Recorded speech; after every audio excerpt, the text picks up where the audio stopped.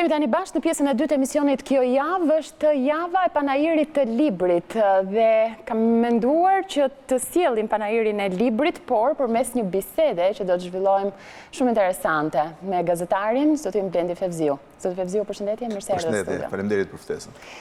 Zgjodhëm librin tuaj, Tirana e Nonës, intrigon që në titull. Unë vetë kam lexuar një pjesë të mirë, nuk e kam përfunduar, shumë interesant, ju përgëzoj zoti Fevziu dhe shumë urime. Fillimisht një pyetje, pse Tirana e Nonës dhe jo Tirana e Nonës? Fakt Tirana e Nonës ka qenë në versionin e parë, por duke zhvilluar librin e para kishte një problem, kishte dy fjalë në dialekt që qëndronin bashkë në titull, që nuk tingëllojnë mirë, dhe e dyta kishte edhe një shpjegim që lidhet me tekstin brendësi të tij. Domethënë në gjykimin tim kur e vendosa Tirana dhe jo Tirana e Nonës, mendoja që nona mbeti po nona gjithë jetën e saj, pra mbeti një Tiranë se pa e ndryshuar, e pa tjetërsuar nga tjetërsimi i qytetit, ndërkohë që Tirana e po e quaj autoktone, me ardhjen në shndrimin në kryeqytet u bë Tirana, sepse u bë një qytet heterogjen dhe një sfidë e përbashkët e të gjithëve, pra nuk mund të ishte më një qytet i një personi. Kështu që ishte një Tiranë e të gjithëve në cilën mbetej deri diku edhe si një relike, po edhe me një lloj kontributi personazhet që i kishin jetuar këtë Tiranë përpara se ajo të shndroi kryeqytet, pra përpara se sa Tirana të bëhej Tirana në një farë kuptimi. Për këtë arsye vendosa të ndryshoja titullin. Edhe pse kam pasur shumë reagime për këtë, që shumë vetëm thonë pse ndryshuat ose ku është ndryshimi midis dyve. Ndoshta stingëllon keq Tirana e Nonës dy. S'ka rëndësi, mund tingëllonte njësoj në tingëllimin tim personal ashtu e thrasë dhe ashtu tingëllon, por në përgjithësi në titull i vendosa këtë tjetrën. Mbetet njësoj interesant. Ishte sigurt që sot ka shumë më tepër njerëz që thonë Tirana se Tirana, edhe si logjik të shprehurit përditshëm. Përpara se të hyjmë në brendësitë të librit. Falë se po ju më ako, edhe kur jam panegër, personat që vinë përpara dallojnë me njëra ata që thonë jep një Tirana dhe ata që thonë jep një Tirana. Domethënë dallojnë dhe referencat janë shpeshherë të ndryshme. Për shembull, më mund kur bëja 20 vjetorin në emisionin Opinion në sheshin Ndereza, ne ju thoshim për arsye të mbetjes një reminiscencë thoshim te korpusi qendror i universitetit, sepse ashtu ishte mësuar, ndërkohë një pjesë njerëzve e dinin, një pjesë tjetër ngeleshin dhe i sqaronim që te sheshin Ndereza, pra referencat ndryshojnë me kalimin e kohës. Dhe biles libri flet pikërisht për këtë, për mënyrën se si kanë ndryshuar dhe referencat në qytet. Në kohën e mbretërisë kishte referencat, kryesisht referencat vinë nga kafenet dhe nga vendet më të njohura. Kishte pra kafe Kursalin, Londonin, Bella Venecian, Berlinin që ishin vende. Ndërkohë me kalimin e kohës ndruan, u bë kafe Flora, kafe Partizani, pasqerinia, pra ndryshon stilin përgjithësi i referencave në qytet. Përpara se të hyjmë në brendësi të librit, janë panair çdo ditë në stendën tuaj, si është interesi për librin këtë vit? Është i mirë, e para është një panair që ka shumë libra, ka shumë botime, ka shumë autorë shqiptar, qoftë letërsisë, qoftë zhanreve të tjera. Unë besoj që çdo njeri që shkruan një libër duhet përgëzuar në mënyrë absolute. Kam dëgjuar që ka pak kënaqësi, thonë si mund të shkruaj një libër kjo, a ka aftësinë. Dakor, nuk mos ketë aftësinë në gjykimin tuaj, po fakti që ulet përpara kompjuterit dhe tenton të hedhë idetë, mendimet, impresionet, ndjenjat, nuk ka rëndësi, emocionet e veta, përbën një avantazh shumë madh në raport me atë që rri gjithë ditën në kafe dhe gjykon të tjerët. Pra, edhe në këtë aspekt, ka libra të cilët nuk kepse ti paragjykosh midis tyre. Për shembull, pa dha mjaft reagime për librin e Angela Martinit, që natyrisht nuk u shkruajtur për saj, shkruajtur për një po quhet libër shkruesi amerikan dhe që në stil është shumë i mirë. Po historia, sidomos fillimi, sepse fundi ka një rënë në libër, por fillimi i historisë është impresionues kur tregon sakrificat e një familje që mundohet të ikë nga Shqipëria viteve 90. Domethënë, ke autor të rinj është Elsa Skënderi me Krom dhe Ledielli, një libër histori jashtëzakonisht interesante për të kuptuar, sidomos në stil njëri jashtëzakonshëm, për të kuptuar një lloj letërsie krejtësisht ndryshe nga letërsia tradicionale. Biles po episodoja me Pretzogën, që parë ka një sër autorësh të rinj shumë interesant. Nuk po hyn edhe të tjerë, sepse vazhdimisht ka autor interesant.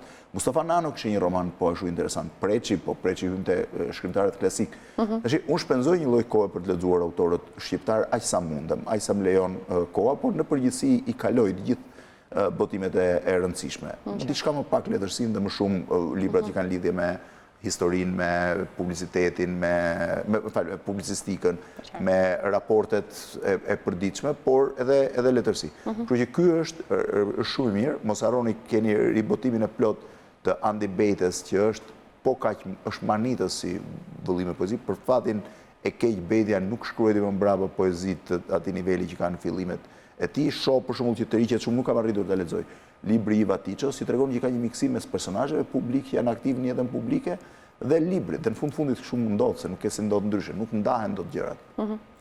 Momentin që mendon në numër të paktën 14 libër apo titull libri nga ju, zoti Vevziu, si ja dilni me kohën? Keni një emision që është nga e hëna në tente, cilin e bëni me shumë përkushtim, ju ha patjetër një pjesë shumë të mirë të ditës, sikurse edhe angazhime tjera. Sa kohë të duhet për të shkruar?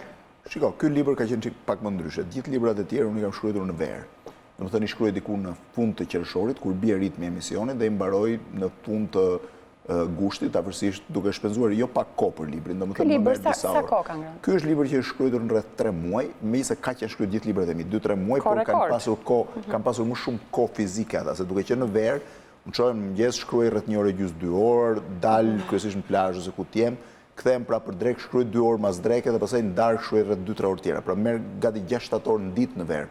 Kurse këtu ishte shumë i vështirë. E para është një libër shumë ndryshe nga librat e tjerë. Nuk është një libër historik ku ti mbështetesh mbi faktet, është një lloj që duhet të jesh kreativ gjatë gjithë kohës. Ky libër ka nisur në nëntor të vitit kaluar, unë kam shpjeguar, ka qenë një histori e çuditshme. Kam 25 vjet ose 30 vjet që dua ta shkruaj këtë libër. Jam kthyer vazhdimisht që kur po e them një nga 3 personazhet e fundit iku nga kjo botë në vitin 94, të nesmen e ikjes saj unë kam menduar pra që ndroi jetë, kam menduar që të shkruaj diçka për to. Edhe mbaj mend se tani kam hapur një blog, në atë kohë shkruaja me Stelulaps mbi një blog, e doja ta nisja dhe shkruajta vetëm titullin, që titulli ishte 3 gra dhe pastaj ngela, nuk e shkruajta më kurrë. Më pas e kam hapur kompjuterin me 10 herë për të nisur këtë gjë, diku para një 6-7 vjetësh, ndoshta 8 vjetësh, hapa një folder me emrin Tirana ku futa gjithë gjërat që më kujtoheshin mua që mos t'i harroja, që më pas t'i çekoja. Me gjithë ato folderi kishte mbetur mjan. Diku në nëndor vitit kaluar, më mend ka qenë sapo filloi 28 nëndori, unë fluturoja, kisha fluturuar nga Stambolli në San Francisco dhe do fluturoja nga San Francisco në Honolulu. Dhe në momentin që hipa në avion, është diku një 6 orë gjysmë fluturim, të gjithë njerëzit filluan të flinin, ishte vonë, unë kisha bërë dhe 14 orë fluturim ndërkohë. Dhe hapa iPadin dhe fillova të shkruaja. Fillova të shkruaja, gjithë flinin, kisha dhe gocën e madhe ngjit që dhe ajo po flinte, dhe kur avioni preku pistën e Honolulus diku në orët e para të mëngjesit, unë kisha shkruar 2 kapitujt e parë të librit.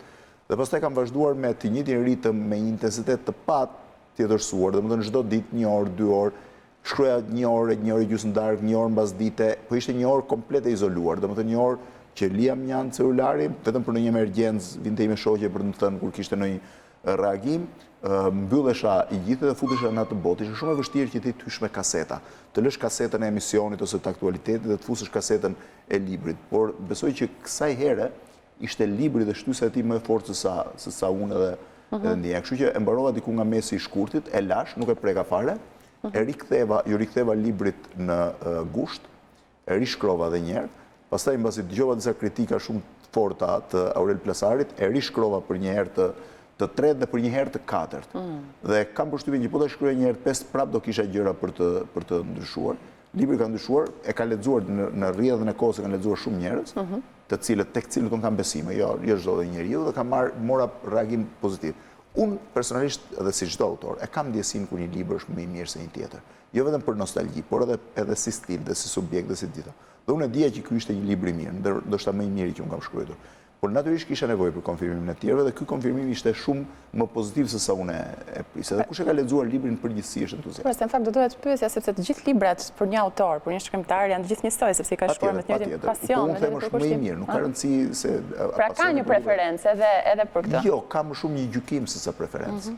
Nuk di të them nëse ishte preferencë, di të them që ky është realisht libri më i mirë për mua. E kuptoj. Jo gjithmonë ja mund që vendos të gjë. Mirë, je autori, kështu që është shumë e rëndësishme. Në libër ju thoni zoti Vevziu që nona nuk impresionohen nga partia dhe as nga njerëzit e famshëm, qofshin këto futbollistët. A është kjo një veçori e saj që ju e keni të trashëguar? Jo, nuk e di. Ajo kjo është gjëja që më ka më shumë kur shkruaj librin se sa më parë, dhe kur kujtoja detajet dhe momentet, kjo ishte gjëja që doja të jep edhe unë një përgjigje.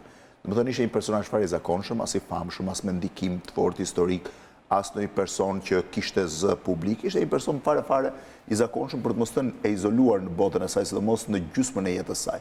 Por kishte një histori dhe më pas duke diskutuar, madje kam diskutuar edhe me njerëz që kemi qenë bashkë në kohën e lëvizjes studentore këto, mendoj që njerëzit ngjizën dhe plazmojnë personalitetin dhe karakteri e njeriut në një kohë të caktuar dhe pastaj është shumë e vështirë të ndrosh. Domethënë gjithë personazhet që vinin nga një kohë relativisht e lirë, kohës mbretërisë apo para mbretërisë, të viteve të para të shtetit shqiptar, kishin një lirshmëri dhe në raport me komunizmin u konformuan pa e cenuar thelbin rebel tyre, ndërkohë që kush lindin komunizëm, lindte i konformuar. Domethënë ti kishe frikë të reagoje për çdo gjë. Ndërkohë ato e dinin që frika ekzistonte, por kishte pasur një periudhë përpara frikës tek ato. Kam përshtypjen që ajo ishte pikërisht këtë mbrojtje.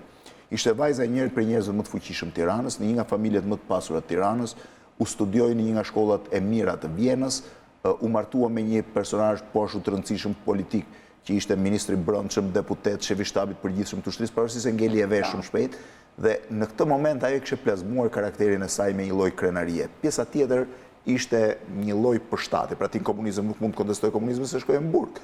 Në komunizëm nuk mund të thoje gjëra të këqija për liderët komunistë sepse nuk mund të kritikoje sepse shkoi në burg. Ajo nuk pati lidhje me këtë, ajo nuk e kontestoi komunizmin në një farë mënyrë, po ajo e shpërfilli komunizmin. E shpërfilli me të njëjtën mënyrë që komunizmi i shpërfilli ata dhe komunizmi nuk i konsideroi, madje i persekutoi një pjesë. Ajo e shpërfilli komunizmin, u mbyll në shtëpinë e saj dhe pati vetëm disa shkëndija, unë e them aty, një nga shkëndijat e rishfaqjes të personalitetit ishte momenti kur ajo erdhi në shkollën time për të përballur me mësuesen në një moment që unë pata një vështirësi. Ende sot e kujtoj atë, njeriu detyrohet të përballet njëtë me momente të ngjashme, dhe që ta them me pak fjalë për shikuesit, unë isha nxënësi më i miri i historisë dhe i letërsisë në shkollën time edhe në klasën time, dhe një ditë, do të kemi qenë klasën e 7, në fund të klasës 7, erdhi një kontroll nga drejtoria arsimore e Tiranës, mësuesja tha që ka ardhur kontrolli, ata ulën në bankën e fundit, ishin 3 veta, dhe unë e dija që do më çonte mua. Zakonisht ndodhte kështu kur kishte kontrolle, mësuesja më çoi. Unë fillova të shpjegoj historinë e Tiranës sipas rrëfimit fakt që më kishte bërë nona, sipas legjendave që dëgjojmë në familje. Që nga Sulejman Pash Bargjini deri te Kaplan Pash Toptani e Mtutje. Kjo ngjalli një surprizë madhe në klasë, mësuesja u entuziazmua shumë. Po pas një ore erdhi dhe më tha që kontrolli tha shumë shqetësuar se ti ke folur për Tiranë pashallarësh, kurse Tirana e ka bërë klasat punëtore dhe partia. Se si mund ta bënte klasa punëtore Tiranë 1600, ana ai të shpjegoje, po ishte një botë absurde dhe ti duhet të përshtatesh absurdit. Dhe tha kemi marrë vendim që pa ardhur prindrit në shkollë të mos kthehesh. Unë kisha një problem të rast, shkova i thash gjyshes që duhet vinë në shkollë, isha shumë i mërzit. Dhe ajo tha po, do vi unë, tha, nuk ka problem. Më pyeti edhe njërë, ma thuaj edhe njërë si e tregove historinë, e tregova nga fillimi, tha në rregull, nuk ke harruar asgjë. Dhe erdhi, biles një natë përpara u mblodh bashkë me motrën e saj dhe gruan tjetër kushirin e tyre, dhe po diskutonin që për arsye se stërgjyshe ime kishte babain dekoruar si një nga patriot, ishte njeriu që kishte ngritur flamurin në Tiranë, 26 nëntor 1912. Xhaxhai sa ishte patriot me një nga dekoratat më të larta, gjyshi sa ishte po ashtu një nga njerëzit që kishte vdekur në burgjet e Perandorisë Osmane për lidhjen shqiptare të Prizren dhe kishte gjithë dekoratat në shtëpi dhe motra sa i tha merri dekoratat me vete kur të shkosh dhe shoqja e tyre dhe kushire e largët, pra personazhi i tretë i tha merr dhe dekoratën e babait tim dhe me shumë seriozitet motra sa i tha jo, tha se babai yt ka pasur aktivitet patriotik në Korçë në Tiranë. Domethënë duke një absurd, ai erdhi në shkollë, i tha mësueses që mësuesja filloi të fliste pak egar, i tha më fal, tha vajza kujt je ti? Ajo ngeli. I tha një emër, nuk e di.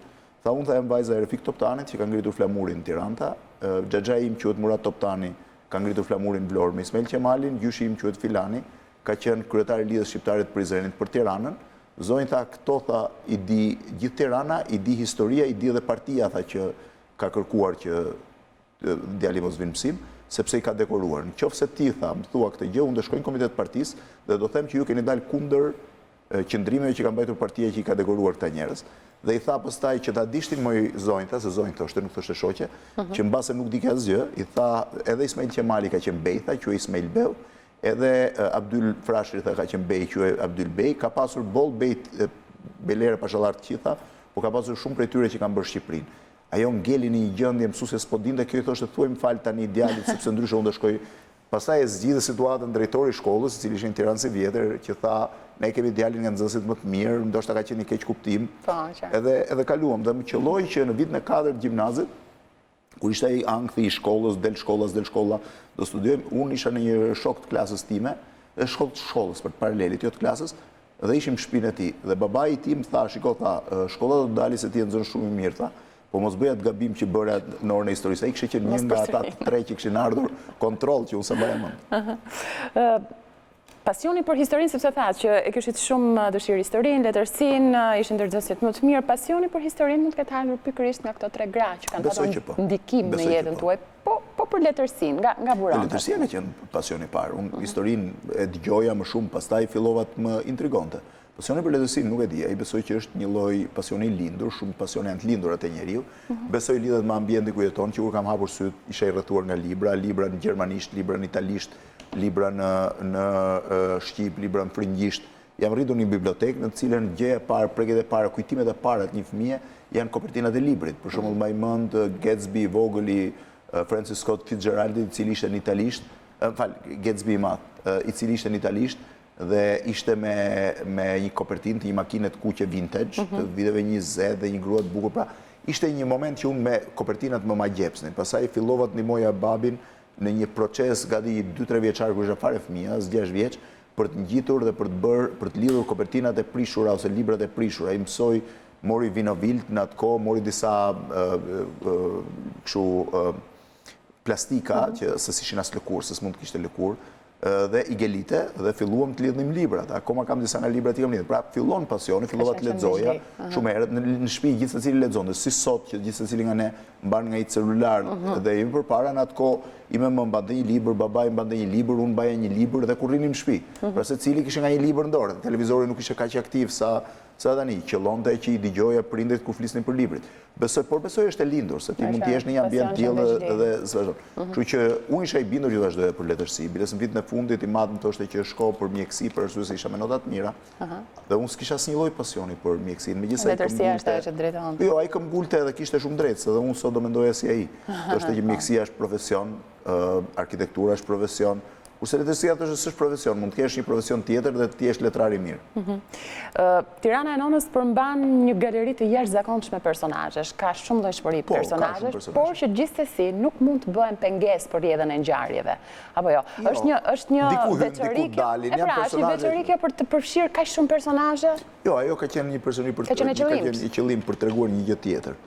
Është shumë e çuditshme kur shkruaj librin ti fillon të ndjesh që galeria e personazheve dhe larmia e personazheve, sidomos në vitet para komunizmit, ishte jashtëzakonshme, ashtu siç ishte jeta e shumë protagonistëve. Ndërkohë që në vitet e komunizmit u rrafshua, u një trajtësua, u bë monokrom, domethënë nuk kishte më asgjë që të ndryshonte nga tjetra. Kështu që unë këto galeri personazhe kam lënë edhe për periudhën parë dhe për të treguar që më pas këta e ruajtën një lloj individualiteti të tyre dhe në kushtet e vështira. Dhe në fundit jam munduar të mos flas për personazhet e njohur dhe të famshëm sa të flas për personazhet e zakonshëm. Dhe përfshi shumë nga personazhet e zakonshëm të zonës ku unë jetoja, sepse mendoj që sot jeta dhe shoqëria funksionon me këto qindra mijë dhe miliona njerëz fare të zakonshëm që s'kan protagonizëm, që nuk dalin në televizor, që nuk dalin në portale, që nuk i njohin në rrugë, që bëjnë një jetë përditshme, dalin nga shtëpia, shkojnë në punë, kthehen, pinë një kafe, bisedojnë me njëri tjetrin. Kjo është jeta reale, ky është motori që mban botën televizor përpara dhe këta janë fakt njerëzit që janë më pak të evidentuar dhe ndaj të cilëve flitet më pak. Prandaj u vendosa te kjo galeri personazhesh. Zoti Fevziu, a ka një autocensur tuaj kur shkruani? Asnjë sekond. Sepse, jo, duhet ju pyes, a ka patur momente për ndonjë detaj apo qoftë edhe për ndonjë personazh që jeni menduar gjatë që nuk duhet të shkruani dhe më pas jeni vendosur? Asnjë moment isha i bindur që ta shkruaja librin siç ishte. Nuk kam lënë asnjë gjë, nuk kam lënë gjërat siç i di unë, se unë nuk e di deri me detaje. Shumë herë gjatë momentit që shkruaja librin kishte shumë pikpyetje që më dilnin përpara. Unë s'mund të jepja përgjigje pikpyetjeve tani, më sjeton më, njerëzit e afërt që kishin një farë moshe sjetojnë më, personazhet e tjerë dinë më pak se sa unë mund dija më shumë nga ata. Kështu që libri ka brenda vetes shumë pikpyetje, të cilave unë si jap do të më përgjigje dhe besoj që sot e tutje s'kam përgjigje më kurrë. Disa gjëra i kam zgjidhur përmes dokumentave historike që kam gjetur në arkiv të shtetit. Po këtu bëhet fjalë gjithmonë për gjëra në event historik, ti nuk mund të jesh gjëra personale në arkivin e shtetit. Kështu që dilema ka, kurse ato që kam shkruar çdo gjë që ka ndodhur siç e kam menduar unë. Dhe më bën përshtypje një gjë, sepse nga feedbacku i personazheve duhet bëj një gjë i lexuesve, duhet bëj një gjë interesante, por ruaj një pjesë të madhe të reagimeve të publikut, edhe të zakonshëm dhe njerëz që kanë më sens kritik, dhe në një botim tjetër duhet i përfshi në fund të librit për të kuptuar se si e lexon një libër tillë secili që e ka atë në dorë, dhe më bën përshtypje që personazhet që janë pëlqyer më shumë ata personazhe që në gjykimin ton familjar konsideroheshin më të papërgjegjshmet. Pra njerëz që thyenin një lloj rregulli, që nuk ishin standard, që nuk I përshtateshin normave standarde të shoqërisë, që shpërfillnin këtë shoqëri, që në gjykimin ton ishin njerëz gati të papërgjegjshëm. Në fakt ata janë pëlqyer më shumë nga lexuesit. Një studiuese e ka cilësuar veprën tuaj, në fakt është pikërisht Elsa Skënderi që e përmendët me Krom dhe Luledele, si një sak familjar të shkruar me një stil realist gazetaresk. Pra, ndërsa herë teksa lexon ato që ju keni shkruar, duket sikur lexuesi po ju dëgjon teksa ju flisni. Kur shkruani, a e keni synimin që vërtet duhet një të kuptoheni nga publiku? E kam fjalën edhe për nivelin mesatar të publikut. Shumë, dhe ky është problemi I madh me pjesën më të madhe të letërsisë shqiptare, që është shumë e sofistikuar dhe vazhdon të ketë një lloj manierizmi I cili ka filluar të zhduket që në mes të shekullit 20 edhe më tutje. Libri duhet të komunikojë me publikun, ajo ideja që libri është vetëm për një elitë nuk funksionon më. Libri duhet të shkojë sa më shumë, dhe në këtë rast gazetaria më ka dhënë një ndihmë shumë të madhe, sikurse të pengon në anën tjetër, sepse shumë frazat I kthen gazetareske dhe të thata, të jep një lloj cinizmi që tek një autor letrar nuk do. Për gazetari është njëri I ftohtë dhe cinik në shumicën e rasteve, kurse një shkrimtar ka tjetër lloj bote. Këtu përzihet gazetaria me këtë, por nga ana tjetër në stilin e të shkruarit ndihmon në mënyrë të jashtëzakonshme. Ju jeni gjatë gjithë kohës që shkruani, domethënë përfundon prezantimi I këtij libri apo promovimi I tij, më pas ju po mendoni diçka tjetër për. Kam 2-3 titull thuajse të gatshëm. Pra keni në projekt. Jo, kam një libër të mbaruar që e kam lënë sepse duhet verifikoj 2 gjëra, shumë të vogla, po që I vlejnë. Është një libër që flet për luftën e Kosovës vitet 97-99, dhe besoj është I vetmi në këtë përmas, dhe rolin e Hashim Thaçit si kreu I UÇK-s në këtë libër. Është absolutisht libër shumë I mirë, po brenda zhanrit I tij historik, po I shkruar poshtë me një stil gazetaresk ku futen dhe emocionet. Më mbeten të verifikoj 2 gjëra për të cilat ende sot me gjithë dokumentat që shoh dhe me gjithë rrëfimet I kam kontradiktore. Pra 4 veta më thonë 4 versionet ndryshme për momentin e krijimit të UÇK-s dhe 1-2 çështje tjera. Kam një libër me disa nga personazhet kryesorë që kam njohur punën time si gazetar dhe që shumica e tyre nuk jetojnë më, një pjesë jetojnë, të cilët duhet I kthej në një libër si portretet veçanta, portretet diku të 15 faqe secili, 10-15 faqe, që janë rreth 20 ca personazhe deri tani, mund t'i bëj pak më gjatë, midis tyre personazhe shumë të harruar, shumë të famshëm si Mbretëresha Geraldin, nuk e di Dritëro Agolli, po them Mahmud Bakalli, Fadil Berisha, Ramiz Alia, e tjerë, por dhe personazhe pak më të zakonshëm, të njohur të gjithë, po jo me kaq kështu që duhet I fuz brenda saj. Disa personazhe që I kam njohur, për shembull Antoni Athanasit, që I kam njohur në diasporën shqiptare në SBA, tregon jo vetëm siç I njohun. Unë bëj dhe një biografi të tyre në miniaturë, pra tregoj gjithë historinë e jetës tyre, por e nis gjithmonë nga momenti si kam njohur këta personazhe, që është poshtu një libër interesant, dhe kam një libër të tretë, për cilin nuk di se kur, është pjesa e parë e tij nga viti 1989 deri në vitin 2009, është I mbaruar, është një ditar politik, thuajse ditë pas dite, po ditët që kanë ngjurmë, I gjithë asaj që quhet karriera ime në angazhimin publik, që në 89 kur isha student, nis me ditën kur ra muri I Berlinit, kur unë shkova në shkollë në mëngjes, dhe I çova Bemblushit që I kishe bankën mbrapa një letër që muri Berlinit ra.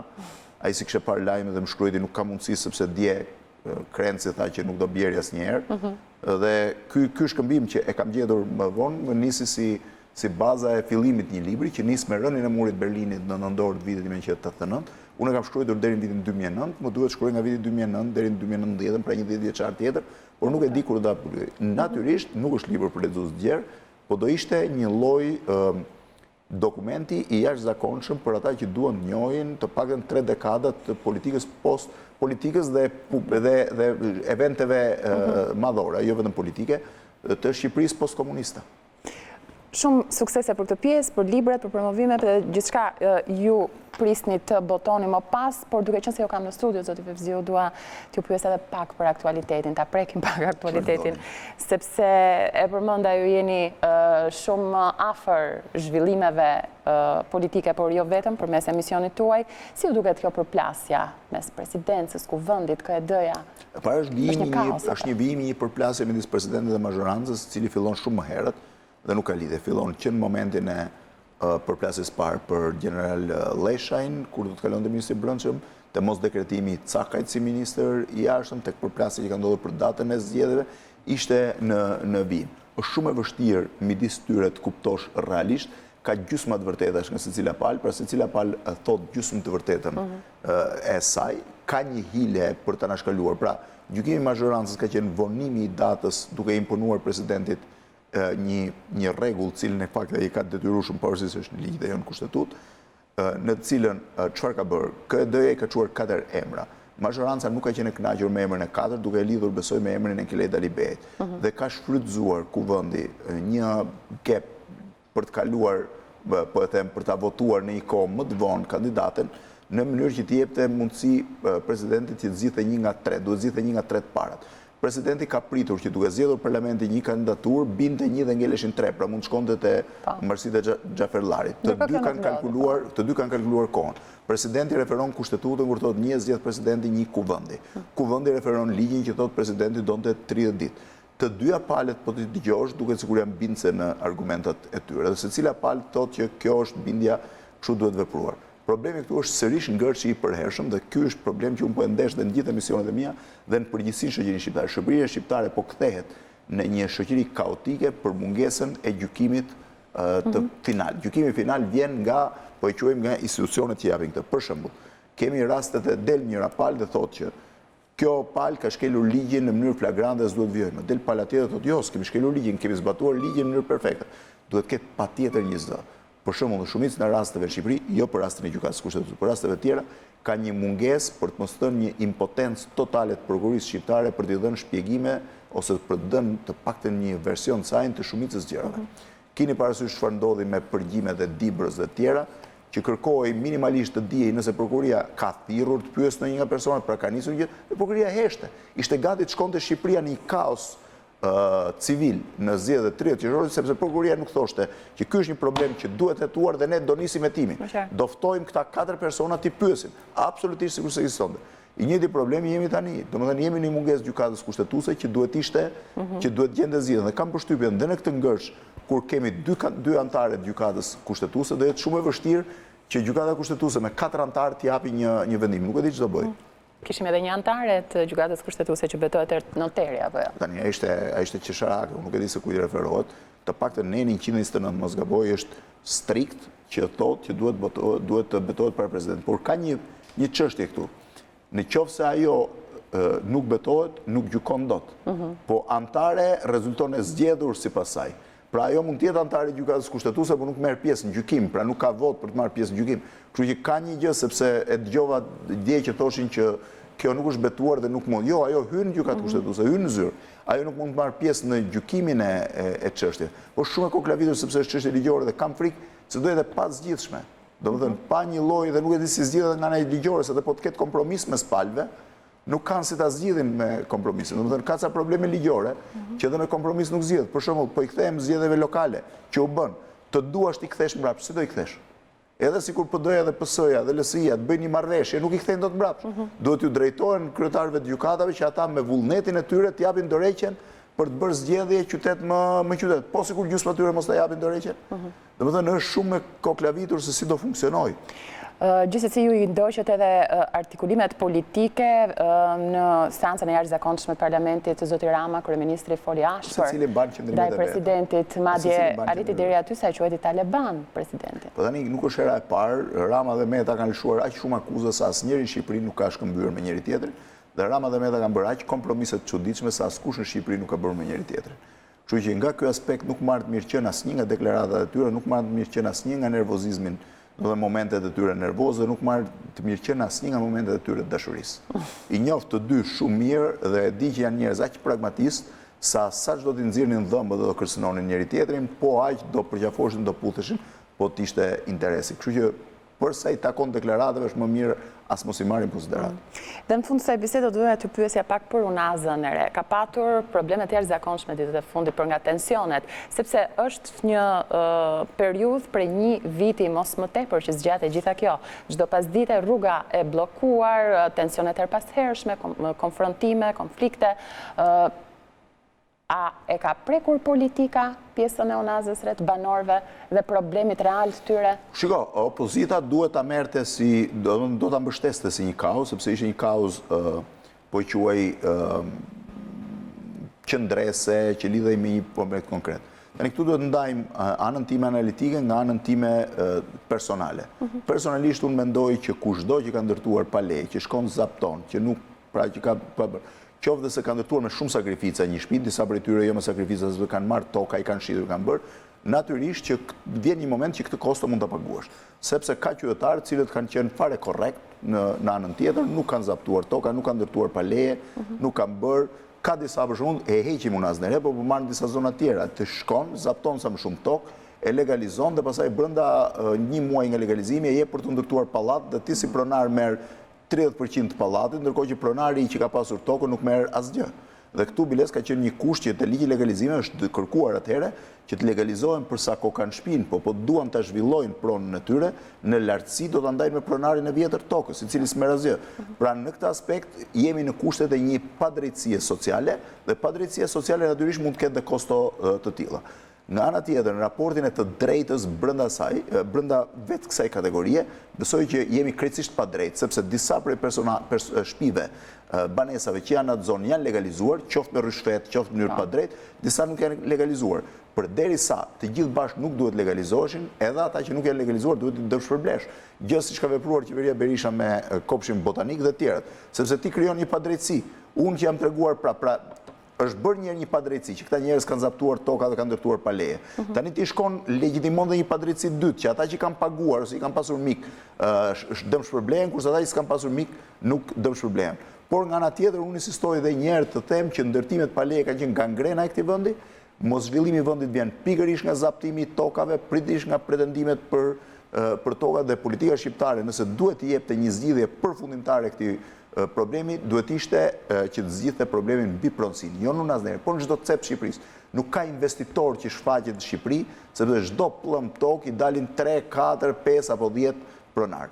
Kështu që në këtë aspekt mendoj që gjithë ajo situata është një situatë ilegjitime për arsye të banorëve që kanë zaptuar toka dhe kanë ndërtuar pa leje, por nga ana tjetër ata janë në të drejtën e tyre të kërkojnë një dëmshpërblim për sa kohë njerëz kategori prej tyre t'ju ke legalizuar dhe për disa kohë atyre që vijojnë për te asaj unaze, pra në vijim, po ashtu ju ke legalizuar. E drejta e barazisë duhet jetë për të gjithë në mënyrë absolute. Kurse këto kërcënimet që unë s'le, unë s'bëj, pastaj duhet parë rast pas rasti, ka raste dëshpëruese, ka raste që janë vështirësi vërtet mëdha, ka njerëz që e përdorin për biznes, ata që e përdorin për biznes ka raporte tjera, po ata që kanë çatin që mban mbi kokë, pra që i strehohen, ata duhet trajtuar ndryshe. Zoti Fevziu, faleminderit shumë që ishit në emisionin e KOJA.